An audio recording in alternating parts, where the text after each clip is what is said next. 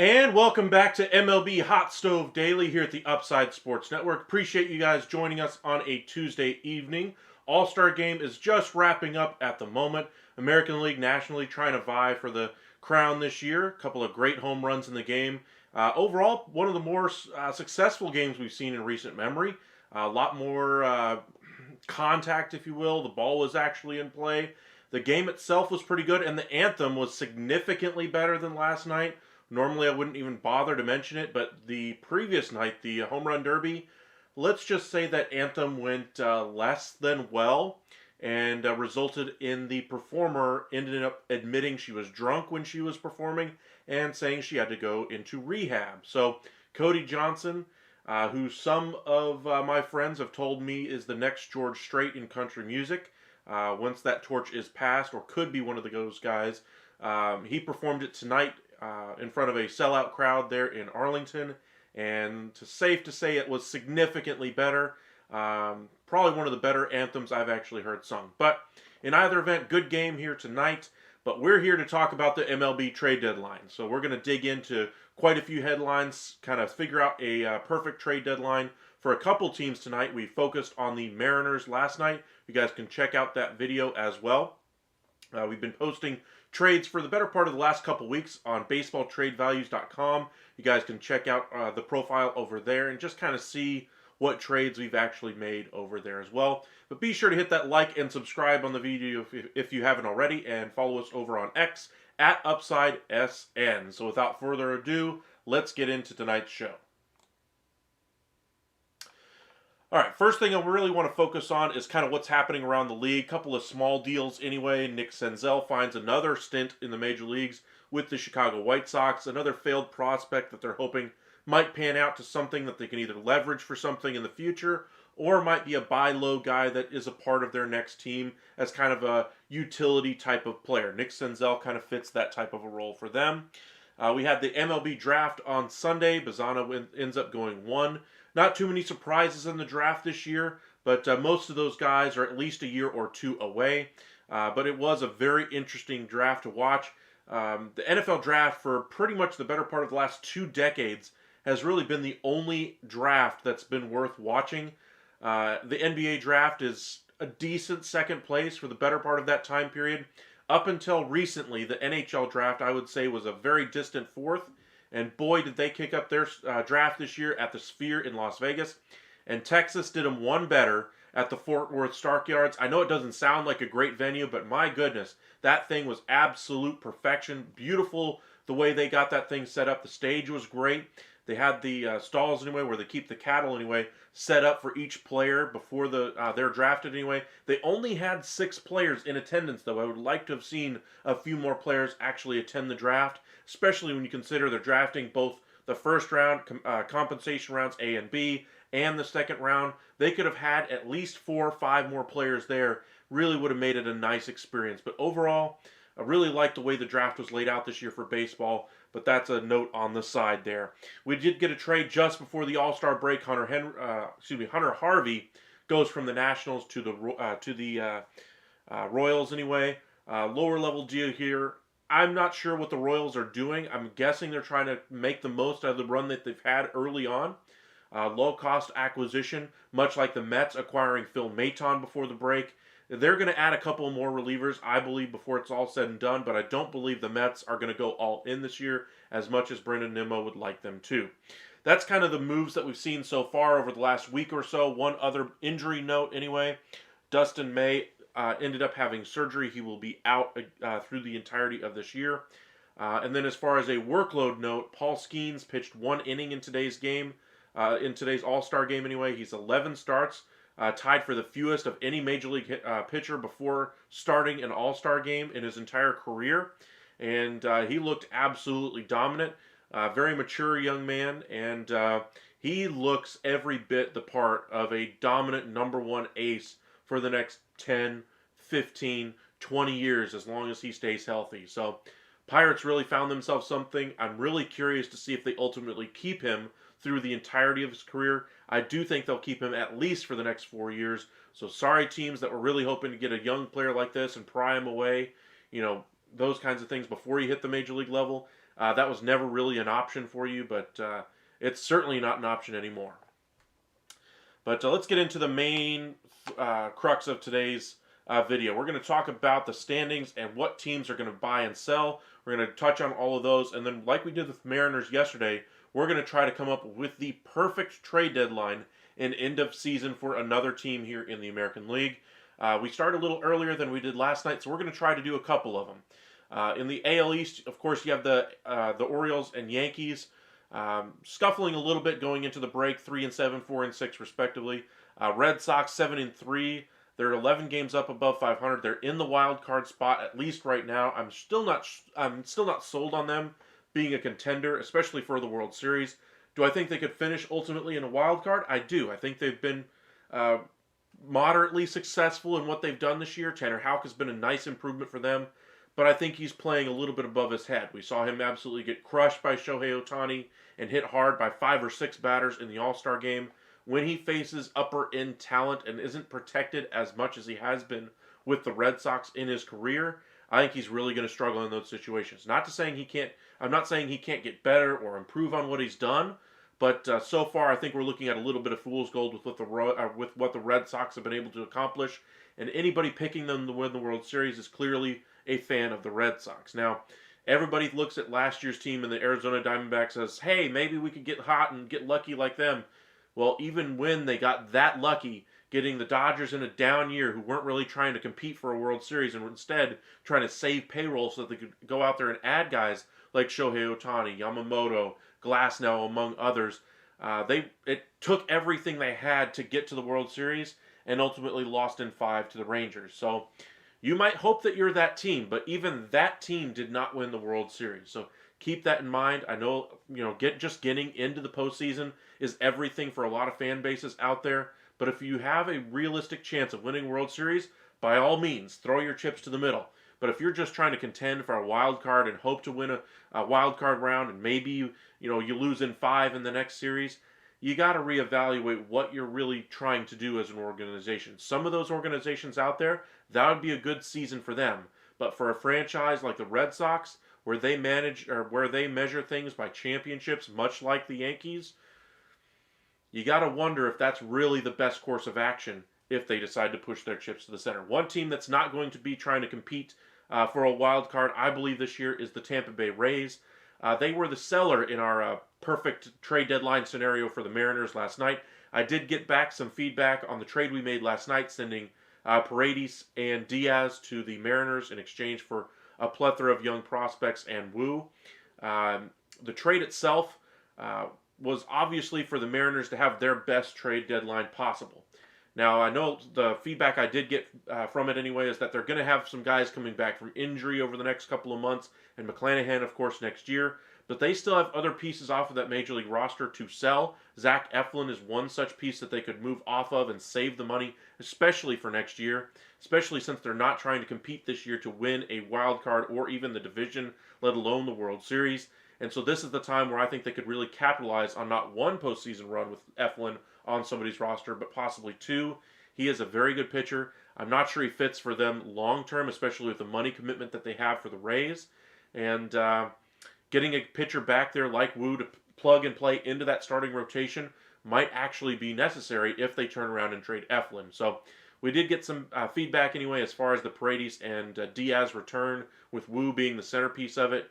I think he would have to be, because there's nobody else really in the minor league system for the Mariners that really pops as much as a guy like Wu. Now, if you like one of the other young starters at the back end of the Mariners rotation, could be worth a look as well. Upper levels of the minors, the top 1 through 5 could be in discussion there, but Wu is by far, to me, the best piece that the Rays could go after here. Now, as far as whether it's enough for a guy like Paredes or Diaz, I told you guys in the video last night, if I'm the Rays, I probably ask for a little bit more. But if I'm looking at the Mariners side of things, this trade is pretty much equal as far as I'm concerned.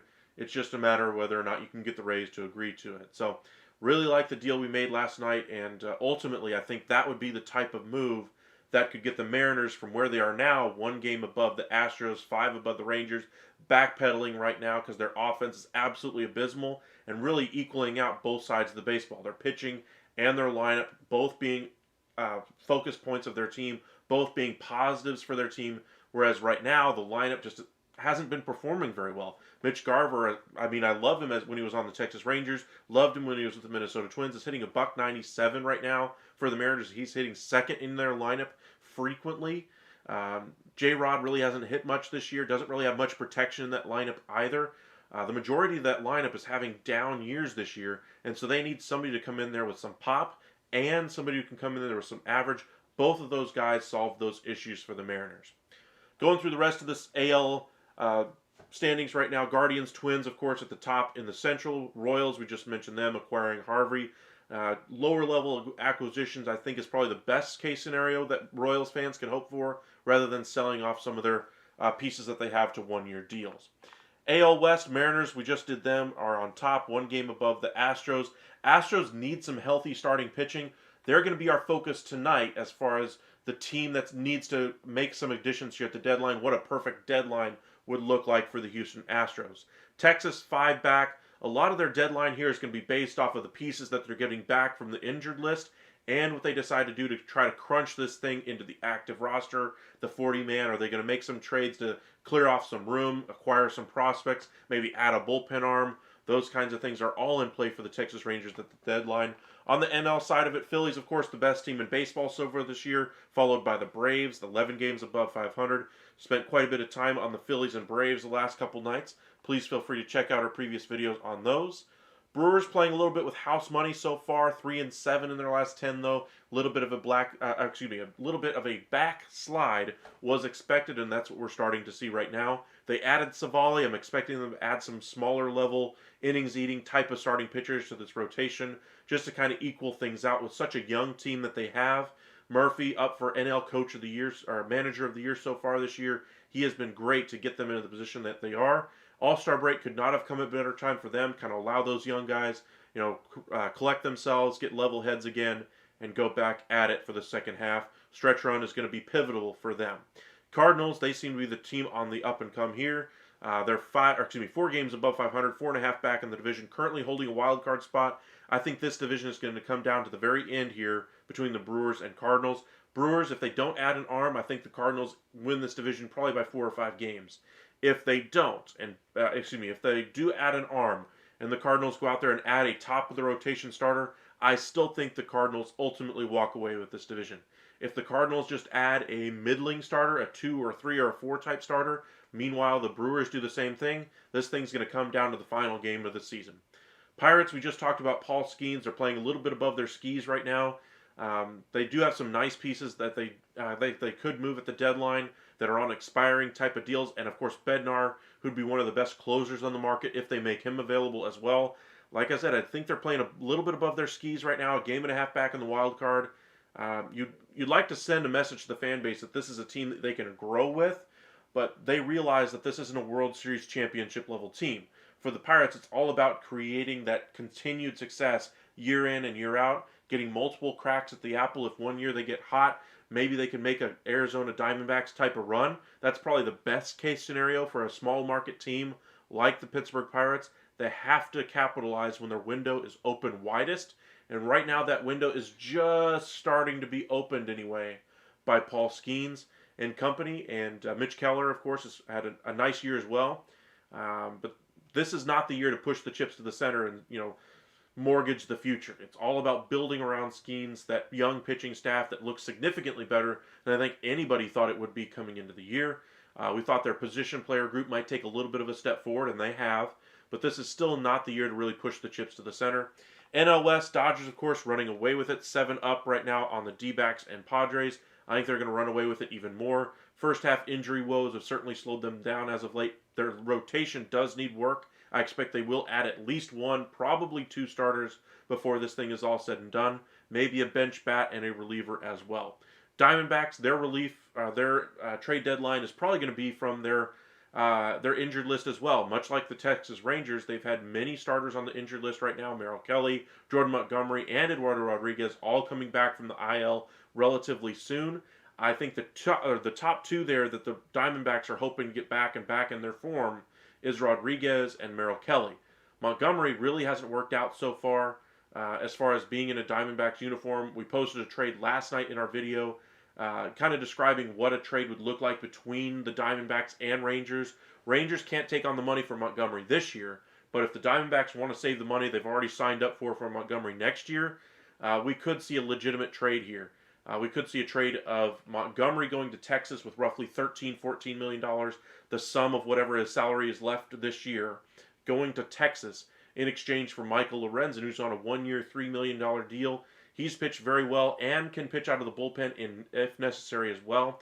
That could be a nice trade for both teams, possibly a young prospect rounding this trade out for Texas since they're going to have to pay Montgomery's deal next year.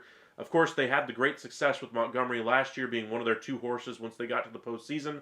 They're obviously hoping they could get him right if they do a move like that, but it could be a nice move for the Diamondbacks here at the deadline.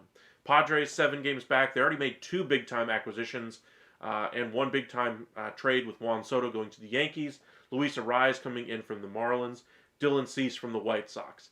As far as what this team could use, I believe another consistent bat in that lineup would be a nice addition, but I think their biggest need comes in that bullpen. If they can get a guy like Tanner Scott from the Marlins, that'd be another great piece for them to add. They already have the history, the discussions that they had around Luis Arraez earlier this season. They could revisit those and see if they could get a trade together quickly for a guy like Tanner Scott. But there's going to be no shortage of bullpen arms as usual on the market this year. They don't necessarily have to go for the cream of the crop here. They could go for more quantity over quality, if you will. Mason Miller, probably the best closer on the market this year because how much swing and miss stuff he has. We saw how well he performed in the All-Star game tonight. He was absolutely dominant and really showcased himself well against some of the best hitters in the league.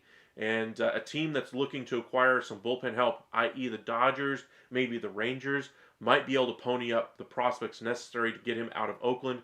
Young pitcher, multiple years of control left, best stuff in the majors out of the bullpen. The question, of course, is about the small sample size, and of course about his injury issues. And both of those are not insignificant. So kind of watch that space very closely here over the next couple of weeks. If the Oakland A's decide to move him, probably going to be looking towards a couple days before the deadline or right up until it. I mean, it's going to be a big deal. Because of that, I'm leaning more towards Saturday, Sunday if they decide to move off of Mason Miller.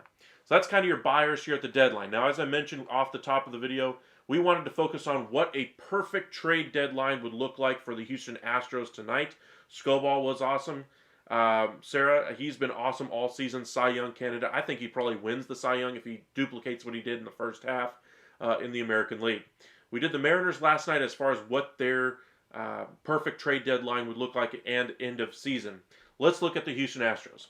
Looking at where they stand right now, they're a game back. They're 6-4 right now. They lost 2 of 3 to the Texas Rangers. Biggest issue for them, starting pitching and health. They have to worry about the long-term future here with the Houston Astros as well. Multiple players hitting free agency, not just this year, but also next year. They're going to have to really start paying a lot of these guys, and that's been the bugaboo with the Houston Astros, is they don't like paying their own players. Just ask guys like Garrett Cole, Justin Verlander, George Springer, Carlos Correa. The list goes on and on of players who have found their big money elsewhere. So players like Tucker, Alvarez, Valdez are all due up for big-time paydays in the next year or so. Bregman as well. They're going to have to pony up here, and Bregman might be the odd man out when it's all said and done. But for this year, This is the last real opportunity they have with the core they have right now. Justin Verlander may even retire after this year. And then you have another big time hole on this roster, but they need to really capitalize on what's left of this core. They signed Jose Altuve. I think he's there for another 5 years. He's really locked in. He's going to be a career Astro. But the rest of that crew is all up in the air. They spent money bringing in Josh Hader. Mixed results so far this year would be a safe way to put it. But I was very curious to see that signing because that was a big time contract when you have all these other homegrown players of your own to pay. I'm curious to see if the money that they're spending on Josh Hader ultimately keeps them from signing one of their other guys here. I'm not sure if that was the best choice of their the best choice of their funds, especially when you consider ownership there can be frugal, if not downright stingy at times with their own players. But looking at what the perfect trade deadline would look like, it would have to include a starting pitcher. You'd probably have to add a first baseman as well. Singleton's been a nice addition for them, but they were hoping for a significantly better return on investment for Jose Abreu. Ultimately, it did not work. The top bats on the market, of course, Pete Alonso, Vlad Guerrero Jr. Seems like Alonso's likely to stay with the Mets. That really leaves Vlad Guerrero Jr. as the #1 first baseman that could be moved here at the deadline. Blue Jays, of course, are last place in the AL East. Don't look like they're going to make a wild card run either. This is really the last year of that core, much like the Astros is right now, to where they could keep this thing together. Guerrero has 1 year left on his deal, I believe, after this one. Yandy Diaz would be the other one. Now, it's been said that Christian Walker is their pie-in-the-sky, perfect first baseman that they would love to bring in. That's certainly not happening with the Diamondbacks. I thought before the season, if he was really their target, maybe they get creative and get a deal done. Right now, he has been integral to their success offensively. There's no way they're moving Christian Walker. He will be a Diamondback for at least the next several years. And so you're left with Yandy Diaz, really, and Vlad Guerrero Jr. Diaz, I think, is probably the more gettable of the two, primarily because the Rays are willing to make moves, and I think there's a legitimate deal to happen there. We posted a trade about a week ago, anyway, on our Upside MHSD video. If you guys want to check that one out, anyway, that sent Yandy Diaz to the Astros in exchange for a couple of lower-level prospects. Remember, the Astros don't really have a great farm system anymore either, so anything, when I say lower level or higher level, when it comes to the Astros, they're all about the same. There's not really too many prospects that have differentiated themselves in this system anyway. There's a couple of nice outfielders that they could go for in a trade here. But for the Rays, I think getting or capitalizing on a value of a Yandy Diaz in this market might bring them a significant return, as well as some of the starting pitchers that they could move as well. They have a couple of relief arms that they could trade here. Rays could really clean up here at the deadline by bringing in some premium assets via trade if they get the right deal struck. I think there's a natural fit there between the Astros and Rays. They've done business in the past before. Jose Siri, remember, was a part of the Houston Astros at one point. He's found his way over there. They've done multiple deals in the past. Maybe this is the next iteration of that. What other deals could we see the Astros go for? I mentioned starting pitching is a big need for them. Tyler Anderson, I've mentioned a few times, the LA Angels would be a great get for a team this year. They're in the same division, though, with the Angels. I'm not sure if that would preclude them from getting a deal done, however. I think that the Angels would just like to see best addition possible that they could bring in if they decide to move Tyler Anderson. Other piece that they could look at, Eric Fedde anyway, from the Chicago White Sox, under contract for 1 more year, would give them some insurance if they lose another starter via free agency or retirement, looking at you, Verlander. There's other starters that they could turn to as well. Looking at the Rays, they have a couple that they could move. In division, Texas Rangers, they could look to them. Will we see a trade between the Rangers and Astros when both are trying to win the division? I think the odds of that happening are about as likely as me jumping off of this chair and landing on the moon inside of 2 seconds. Safe to say that's not happening. So I don't think there'll be a deal there. There's not too many teams that have legitimate starting pitching here to offer at the deadline. What a surprising move it would be, though, if they did get a guy like Jordan Montgomery, much like we said the Rangers could acquire him and get them to pay down the deal this year. Maybe the Astros say, hey, we'll take the deal, give you a lower level prospect, and we'll eat a little bit of the money this year, whereas the Rangers would want you to eat the entirety of this year's contract, and they'll eat next year's. But that would be a nice addition for them. Pretty much anybody who's healthy right now would be an addition for the Houston Astros. Jack Flaherty of the Detroit Tigers would be another piece I would keep my eyes on. And then lastly, is the Toronto Blue Jays. They have a plethora of starting pitchers that they could move here. Chris Bassett makes some sense. Not going to be a huge acquisition cost, and he does post. Big point of that being is that their starting pitchers in Houston have not been able to make consistent everyday starts. So getting somebody who's out there every 5 days that can take the ball and has a good track record of success might be the best course of action, especially when you consider the acquisition of bringing him in isn't going to cost a whole lot. And if you can get the Blue Jays to eat a few million of that deal, makes it even more palatable for their owner, Jim Crane, as well. So let's go ahead and build a trade here. We'll go over to baseballtradevalues.com. We're going to go to our trade simulator. We're going to pull up the Astros here. They'll be our first team. I want to pull up the Blue Jays because we were just speaking about them. We'll go over to the Blue Jays. We're going to look at their starting pitchers. We're going to look at the major league level. All right. Rodriguez was their big international signing this year. Kikuchi, of course, is having a good year. I think he'd probably be the best option this year to bring in. Gosman's had a good track record in the past, but the money might be a little bit of a concern. And I'm not sure there's a hunger to move off of Gosman from a Blue Jays perspective. Just his value is relatively neutral anyway. Doesn't mean that it, isn't a good value, at least as far as performance on the field.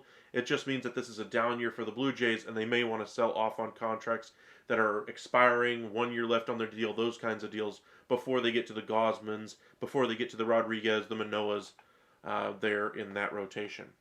Other starters that they could look at, we mentioned Chris Bassett just a moment ago, and then we built a trade last night that sent Jose Barrios to the LA Dodgers. Well, what if we did the same kind of math here and just sent him to the Houston Astros?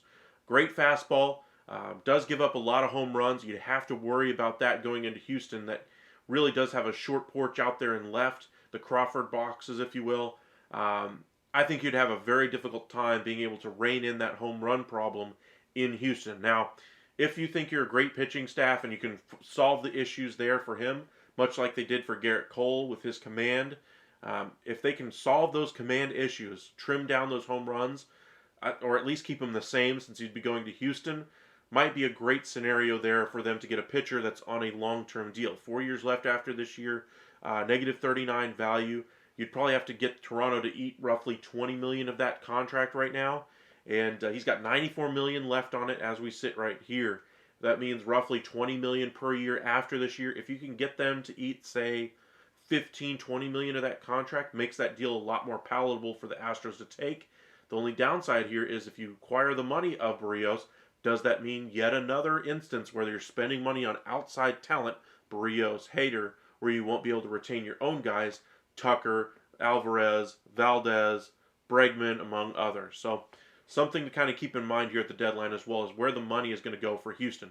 But the perfect deadline, we want to get a perfect trade. Now, this doesn't mean that the other team will necessarily accept it 100 times out of 100.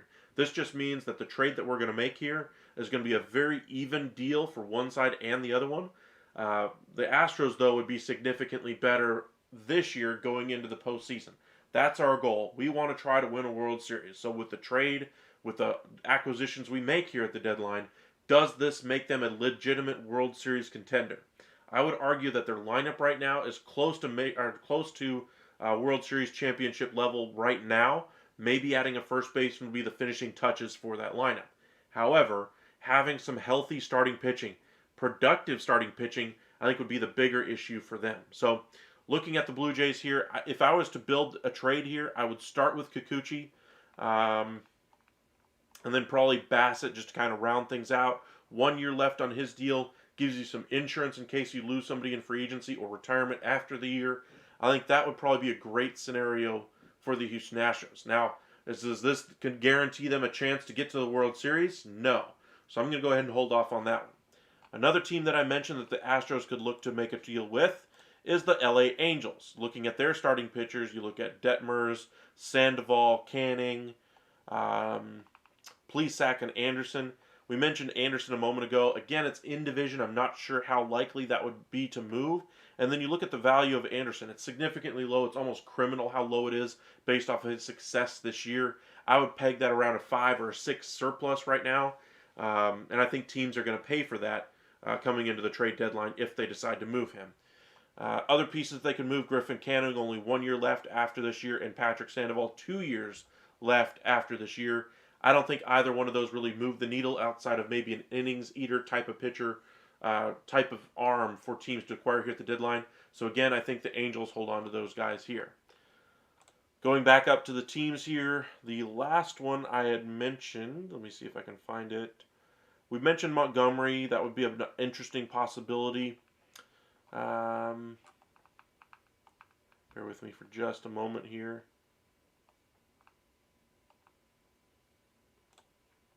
The Tampa Bay Rays. I think this is probably the easiest team that you could get a quote-unquote perfect trade deadline for the Houston Astros. They got both the first baseman and some starting pitching available. We built a trade around Eflin and Diaz, I believe, earlier. Same kind of thing here is what I would look to try to acquire. McClanahan out for the year, obviously not going to help the Astros this year to win it. Pipio's not going anywhere. Baz is not going anywhere, or Boz anyway. Bradley's not going to go anywhere either. All those guys are going to stay. The one guy who could move that's going to be making a little bit of money is Zach Eflin. Jeffrey Springs would be an interesting option as well. He's on a moderate contract, significant value though. Looking at Eflin, 17.1 is what they're saying is his value right now. Let's send him to the Astros.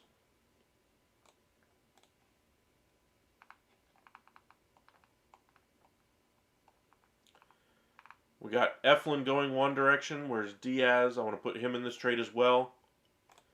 All right. Looking at this deal, 26.8 value right now for Houston coming in. Is that pretty fair to say with both of those players, not even judging what Houston would have to give up for those yet? I would say Diaz is a little low as far as where he's valued at. I would say it's probably 2, maybe 3 more on top. Eflin, I think, is pretty close to accurately valued. Maybe 1 higher there just because of how good he has been at times. So I think there's some real consistency there for both of those players to get in that lineup and make a significant difference. This would get them into conversation of being one of the favorites, if not the favorite on the American League side, as long as they stay healthy. That's a big caveat there, as long as they stay healthy in the American League. I really like this acquisition. Now, what would it cost? What would Houston have to give up? Well, let's take a look.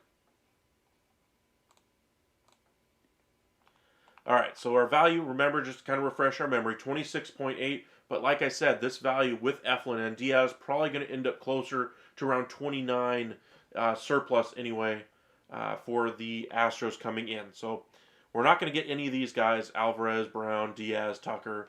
Pena would be kind of the starting point there as far as value, but obviously they're not moving off of the Major League roster.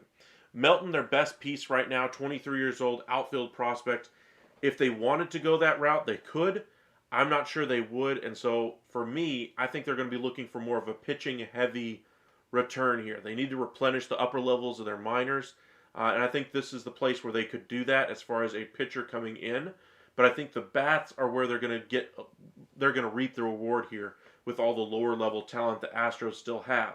That's really the only really valuable area that's left for other teams to really scour through. The top-level talent's already been traded away at previous deadlines and in the offseason. And so I think a lower-level trade, lower-level prospects moving out with one big headliner piece might be the best way to go. But none of these pieces up here at the top work at the moment. We'll scroll down a little further here. Bloss, the best starting pitcher prospect right now. He's in the majors. Lou Perfito's in the majors as well. Matthews, the shortstop, makes some sense. Arrighetti in the majors right now would make some sense as well. I'm going to just go ahead and start this package with Baez. I think there's more to it that we can add, but that's kind of one piece there that I like to kind of get this package going. We're going to go ahead and put the prospect Matthews in this deal as well. Let's go ahead and do Bloss and just look at our value. 26.8, 26.4. Pretty even value, but for Diaz and Eflin, remember what I said, you're probably looking 3 or 4 more. I believe they still need more here to be able to trade both of those guys in the same deal. They're going to be able to get significantly better packages in my mind. If I'm a Rays fan, the perfect deadline for them is to not put them in the same trade. They'd be better off separating them, maximizing the value for each, and seeing what they could get via trade at that point. So a trade for Eflin, you're probably looking 2 big pieces and a third. For Diaz, you're probably looking 2 nice pieces there. So you're looking for roughly around 5 pieces. You got 3 decent ones to good pieces back right now. And I think to round this trade out, you go with youth right now here to kind of finish off this package. Let's go down to this 2 and change area here. We want to go with youth. Hernandez makes some sense. 20-year-old shortstop. Franco going through his issues legally right now. I'm looking for 18, 19, 20-year-olds. We'll go with Diaz, the third baseman. If they decide to move Paredes, they could have an opening there in the long run. And then I'd really like to get a young starting pitcher here. Like a really young one.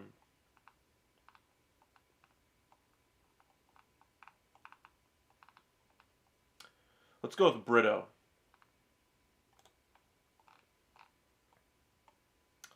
All right. Remember how I said there would be roughly 2 or 3 more? Well, we got roughly 2 right there as far as extra value. You get a 5-player package back for Eflin and Diaz. We said we'd probably get 3 decent to good pieces back for Eflin, 2 for Diaz. And if you really like the growth of Baez over the last year and change, that'd be a nice piece for them. Matthews. And then, of course, the starting pitching piece in Jake Bloss. So let's look at this trade. Is this a perfect trade deadline for the Houston Astros? They solved their biggest lineup need with Yandy Diaz. Solved that issue right there. He immediately goes to the front of that lineup along with Jose Altuve. 2 really high on-base percentage guys. 2 guys who really hit for a high average. By the way, the Houston Astros are the best hitting for average team in the majors this year. They're the one team that still does it that way. And they still work their walks, don't get me wrong, but they make contact with the ball, and they make solid contact. They lead the majors in batting average, and bringing in Diaz would only help them in that regard. For Eflin, does this solve their issues in the rotation? Injuries, lack of depth have been their issue. Eflin solves a little bit of both of those issues. You never really know with pitchers if they're going to stay healthy for the entirety of the year. But Eflin would be a really good pitcher for them, I think, in a playoff rotation right now. With the guys that are on the injured list, you're probably looking at a Game 3, Game 4 starter in Zach Eflin, or somebody who can come out of the bullpen and give you 2 innings, maybe 3, in a game where your starting pitcher might not have the best control, and you don't have to stick with him and just suffer through it and hope for the best. We've seen that happen to the Astros in the past, where they just didn't have the arms in the bullpen to be able to go to that they could trust to keep the game close and hope their offense could catch fire late and keep them in it. But Eflin would be a piece that if they don't put him in the playoff rotation, that he would at least be able to come out of the pen and give them that security that they haven't had in recent years. And like I said, this is really the last year of the window for contention being open for the Astros. They really have to put it together. This trade really, I think, extends their window by 1 more year after this one, because if they lose, say, Verlander due to retirement this offseason, they immediately have Eflin there to kind of take his spot in that rotation. Not saying Eflin is Verlander or Verlander is Eflin, but I do think having a solid rotational option in there already before you even get to free agency, where prices are going to be sky high for starting pitching this offseason, Eflin would be a nice acquisition here. So let us know what you think of the trade. We'll go ahead and post this one real quick. We'll validate it. Fair trade, post. And we're going to put our comment here upside.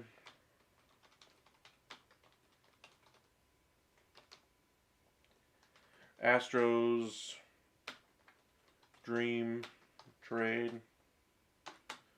Do raise balk. Good enough. Submit. So there's kind of our perfect trade deadline here for the Houston Astros. Now let's flip over again to the standings. They're 1 game back of the Mariners. Mariners are going to add to their offense. Does the acquisition of Eflin and Diaz, taking him away from possibly going to the Mariners and playing against you in the division, instead of having him go to the Mariners and solve some of their offensive issues, Diaz then would be on your team. I think then you clearly overtake the Mariners. Now, is this enough to stay in front of the Rangers as currently constructed? Rangers obviously are going to get a bunch of people back here shortly from injury. If they do come back like most people expect them to and start hitting a little bit better, They really struggled offensively in the first half. The lineup was not expected to be a concern this year. It has been for Texas. The rotation, however, was expected to be the weak point of this team coming into the year. That's why they went last minute and signed Michael Lorenzen. He's been a godsend for them. Bradford, who started in the rotation earlier this year, was their best pitcher in the month of April. They've gotten some nice performances out of players they did not expect to coming into the year. However, some of those guys are starting to have some rough outings. John Gray has had a couple up and down performances. Eovaldi's back in there healthy, though. Scherzer looks very good as well. DeGrom's due to be coming back here in about a month and a half or so. Maley's probably about 3 weeks away if I had to guess right now. Maybe 2 weeks at best. But they're not going to rush him back by any means. They're only paying him $5 this year, $17 next year. They're hoping to keep him healthy for sure for next year. They don't want to rush his return from Tommy John. But Rangers are certainly going to get a boost, a shot in the arm anyway, from that injured list. Josh Young is expected to come back within a week or so after the deadline, after the All-Star break. Evan Carter should be sometime thereafter. And then as far as the other guys who are coming back from injury as well, Dane Dunning is expected to be back immediately after the All-Star break. This is a Rangers team that's going to get significantly healthier, and we haven't even talked about what trades they could make to bolster that bullpen. We saw that with Chris Young last year. They went into the deadline saying, hey, we thought we'd come into the year with a starting pitching as a great spot. Well, we saw last year starting pitching start to falter as we got closer to the All-Star break.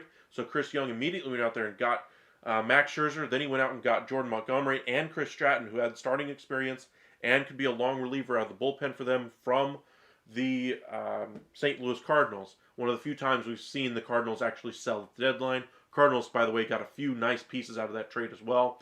Rangers are going to be sad to see those guys in the future because they will be major league level talent.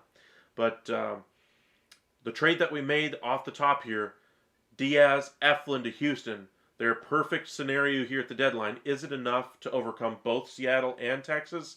I would say Seattle. I would expect them to be above Seattle if they make this type of a move, because I don't think there's a counter move that the Seattle Mariners could make that would be equivalent to what the Astros have done here. For the Texas Rangers, I think that one's a different discussion. I don't think it makes them a clear and present threat to them. I do think this elevates them to being right there at the end of the season. I think this one's going to come down to the end of the season as well as currently constructed. But I do think the boost that the Rangers are going to get from the from those reinforcements would normally be enough to overtake Houston. It's just a matter of how soon they get those pieces back and how soon they hit their stride. I think some of those guys are going to be a little bit rusty coming out of the gate. You can't expect them all to be Max Scherzer coming off of 3 months off anyway and just looking as dominant as he's looked. Maley looks really good in the minor leagues. Maybe he could come into the majors and do the same thing. DeGrom is arguably the best pitcher of our generation when healthy, but everything has to be just right for him. Who knows if you're going to get a blister issue since he hasn't pitched in a year. Hamstring issues could always be an issue as well. But DeGrom, one of the best pitchers, if not the best pitcher I've ever seen as far as on the mound with my own eyes. He is that good. And if he is right, I would say the Texas Rangers would normally overtake Houston. With the trade, though, of Diaz and Eflin, I think it's going to come down to the end. And if the Rangers add one more piece here at the deadline to that bullpen, really would strengthen another issue on their team. They still need to continue to hit a little bit better, but I think if the Astros want to win their division this year, this is probably the best case scenario for them to be able to do so. They, of course, could add another bullpen piece. They could add another depth starter for them, absolutely. But I think the biggest piece here for them would be solving first base and adding another consistent starter who can take the ball every fifth day and isn't on the IL every 2 or 3 weeks. So I would love this trade if I'm a Houston Astros fan. I just wonder if it would be enough to overcome the Texas Rangers. They have a 4-game lead on them right now. The Rangers are 5 back in the division, 4 games back of the Astros. Astros currently are 3.5 back of the wild card. I think this AL West picture is going to heat up quite a bit over the next couple of weeks. They might be one of the most active divisions in the entire sport. The one team that we really haven't seen too active in recent years, over the last year or so anyway, when they're trying to save money for Shohei, was the LA Dodgers, and I think their involvement is going to ratchet up the price of a lot of trade deadline targets here for a number of teams. So keep that in mind, that we might see a little bit higher return for sellers than we normally would. There aren't that many sellers on the market this year. A few teams have already decided to capitalize on that early. Teams like the White Sox, the Marlins, even the Rays have decided to capitalize on some teams trying to buy here at the deadline, so they've opted to be a seller and really capitalize on that. Of course, they could still try to win a wild card spot, but for me, I think they're trying to add assets to their future and trading off of big money deal like Eflin, and only 1 year left to control after this year for both Eflin and Diaz. They really capitalized the most of what they could get before we get to the offseason. I think once you trade him in the offseason as an expiring deal, that value isn't quite as much as it is now because you get 2 pennant chases out of it by acquiring them now rather than after the season. Be sure to hit that like and subscribe if you haven't already. We started with the Mariners last night, with the Astros tonight.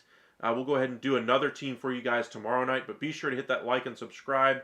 Follow us on X at UpsideSN. We'll have to take a look at the schedule tomorrow and just see what time we'll be live. But again, usually around 9 o'clock Central Time is when we'll be live for you guys. This is MLB Hot Stove Daily, provided to you by the Upside Sports Network. Make sure you guys follow us over on Facebook as well. Upside Sports Network is our name there. And hit that subscribe. I appreciate those of you who have hit that button already today. And we'll see you guys again tomorrow night. Y'all have a good one.